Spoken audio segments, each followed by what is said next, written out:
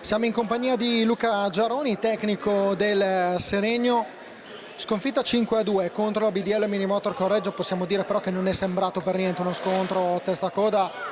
Magari i primi due gol sembravano aver indirizzato una partita in un verso, il vostro 2-1 ha fatto sì che questa partita fosse equilibrata per tutti i 50 minuti.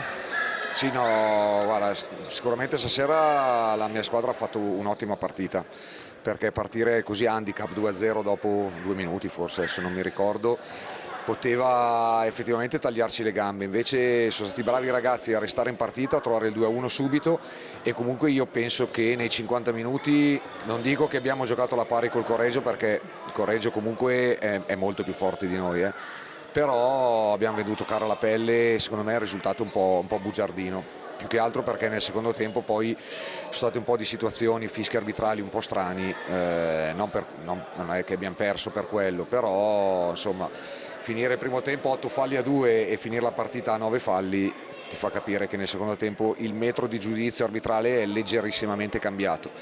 Però io devo fare i complimenti alla mia squadra, perché veramente hanno giocato bene e hanno fatto quello che gli ho chiesto io all'inizio della partita, comunque di giocare una partita di sostanza, perché al di là del fatto che comunque non ci serviva assolutamente per la classifica, però ci serviva più che altro per convinzione nostra personale di capire che alla fine non siamo così scarsi come ci dipingono, ecco.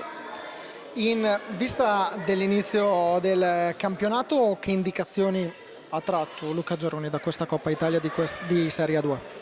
Ma allora, sicuramente in vista dell'inizio del campionato, soprattutto la partita di stasera mi ha dato tante indicazioni positive.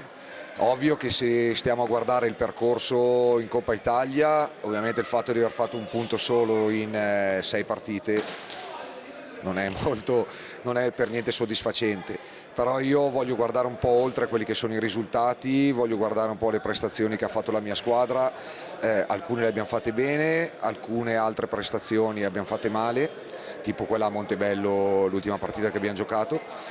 Invece questa mi ha dato molte indicazioni positive da questo punto di vista. Poi teniamo conto anche che comunque stasera non ho potuto comunque lo stesso utilizzare Fiazza, che ce l'ho fuori dalla partita di andata col Correggio, che ha un problema alla caviglia, e quindi non ho voluto assolutamente rischiarlo, perché va bene tutto, però preferisco che sia poi pronto per il campionato, perché per noi è un giocatore fondamentale. Quanto al resto, ti ripeto, la squadra mi è piaciuta particolarmente stasera. I due portieri, tutti e due, hanno fatto molto bene, sia Uboldi il primo tempo che Reggio il secondo, ma in generale mi è piaciuta molto l'attitudine di tutti quanti. Poi ti ripeto, un 5-2 lì nel tabellino si può pensare anche che sia stata una partita un po' a senso unico. In realtà io penso proprio che sia stato tutto il contrario di una partita a senso unico stasera. Grazie a Luca Giaroni e in bocca al lupo per il proseguimento della stagione, a lui e al suo Seregno. Grazie, viva il lupo e in bocca al lupo anche a voi. Ciao, buona serata.